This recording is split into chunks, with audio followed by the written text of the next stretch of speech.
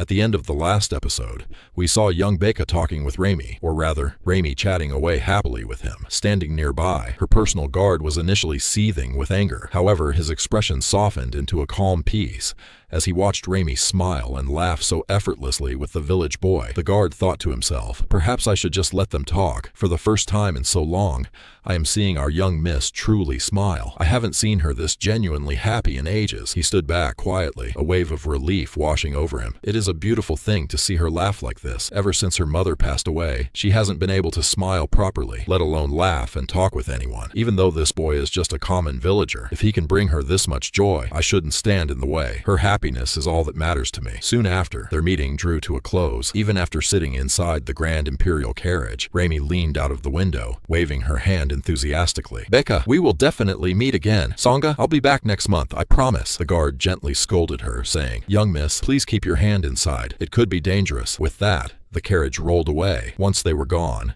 Becca stood there, a bright smile on his face, thinking about how remarkably special and beautifully eccentric that girl was. Master O walked up to him, teasing, well, look at that. I didn't know you could make a face like that. That's the very first time I've seen you smile. Becca instantly grew flustered, turning away. No, it's nothing at all. He tried to force his usual stoic, somber expression back on, but Master O smiled warmly and said, knowing that they will return in just a month, it makes me happy to think that I'll get to see you smile like that again. Hearing that they would definitely return in a month made Becca's heart swell with silent joy. Master O then patted his shoulder, his tone turning serious. Starting tomorrow, we are going to be incredibly busy. The great general left his sword with us. We have to repair it and restore it to its former glory. So hurry up and follow me inside. It's getting quite cold out here, and we need to start working immediately. Becca nodded, though his mind was still drifting back to the thought of the coming month and the promise of seeing Raimi again. Inside the forge, Master O began his work, his hammer striking the glowing metal with rhythmic precision. Becca brought over a bucket of fresh water. Here's the water, grandfather. Excellent, boy, Master O replied, wiping the sweat from his brow. Now come closer. Let me show you something. For the past 2 years, you haven't seen me forge a single sword, because I had completely given up on weapons. You've only ever seen me craft simple farming tools, but tonight,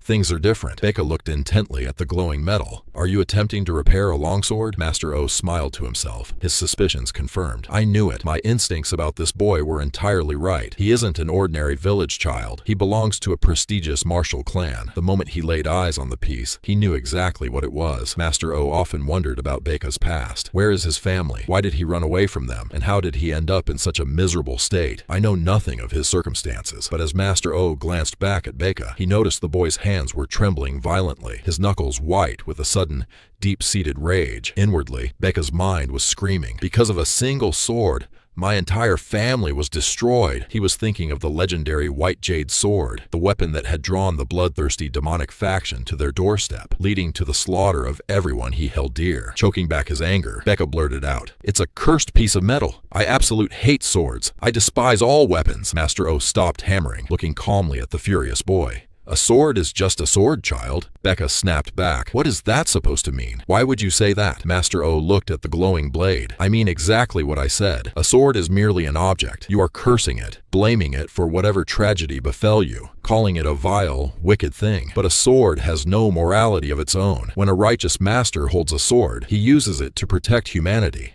and strike down demons. But if that very same sword falls into the hands of a demonic master, he will use it to slaughter the innocent and defeat the righteous. So, how can you blame the blade? He picked up the metal with his tongs. A sword is just a piece of metal shaped by fire. Yet, it holds the power to save countless lives. Take this one, for instance. This is the general's sword. He commands 1 million soldiers who protect our entire empire, and he guides them using this very blade. This is not an evil sword. It is a force for good. But if a tyrant wields it, it becomes a tool of terror, and its name is tarnished. Do you understand now? A sword is only as good or evil as the hand that holds it. Master O looked gently into Becca's angry eyes. My boy, if you spend your entire life nursing this burning hatred inside your heart, how do you expect to live? You have a whole life ahead of you. Now, watch closely how I mold this metal. You too must learn to reshape your life into something new. Throughout the long night, Becca kept fetching water, watching the blade go through the grueling process of heating, hammering and cooling. He didn't fully grasp the deeper philosophy of his grandfather's words, but a small realization began to take root. If he wanted to survive and move forward, he had to let go of the consuming hatred he held for weapons. Listening to Master O's wise words brought back bittersweet memories of Baeka's own parents,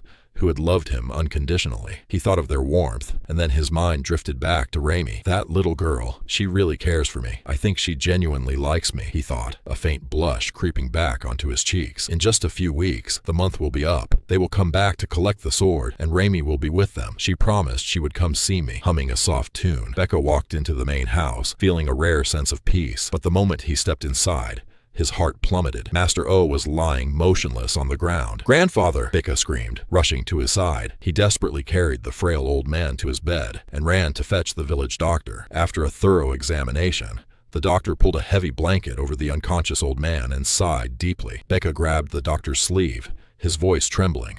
"Doctor, please tell me, how is he? My grandfather is going to be fine, right?" The doctor pulled a small packet of medicine from his bag. "Dissolve this medicine in water and give it to him morning and night. Will this cure him quickly?" Baeka asked, eyes wide with hope. The doctor looked at him with profound sorrow. "No, Baeka. This medicine is only to ease his pain. He cannot be cured. His body is entirely spent. He's going to die very soon." Baeka froze, his world shattering. What do you mean?" The doctor walked toward the door, pausing to look back. "Master O was a remarkably good man. I only hope that when his time comes, you will give him a peaceful burial, worthy of the beautiful life he lived." With those heavy words, the doctor departed into the night. Shortly after the doctor left, Master O slowly regained consciousness. He painfully sat up in bed, coughing weakly. Looking at his trembling hands, he muttered to himself, "Look at my pathetic luck. I truly believed I had enough time left to finish repairing the general's sword. I wanted that to be my final masterpiece before I closed my eyes for good. But alas, time has run out. I won't survive to see it finished." He looked toward the doorway,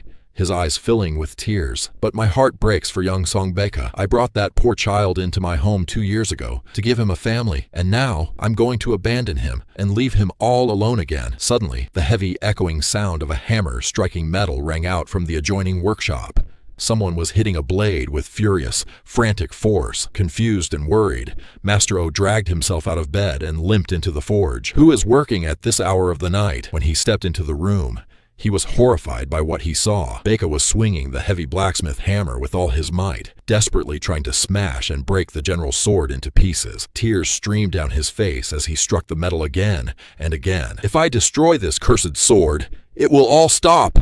Baeka screamed in his mind. "It's all because of this wretched blade. Grandfather ruined his health and fell terribly ill just trying to fix it. First, my mom and dad left me. Then, my own brother abandoned me and ran away. And now grandfather is going to leave me too? Why? Why does everyone I love abandon me and disappear from my life?" Wiping the sweat and tears from his face, Baeka swung the hammer one last time, his voice cracking with fierce resolve.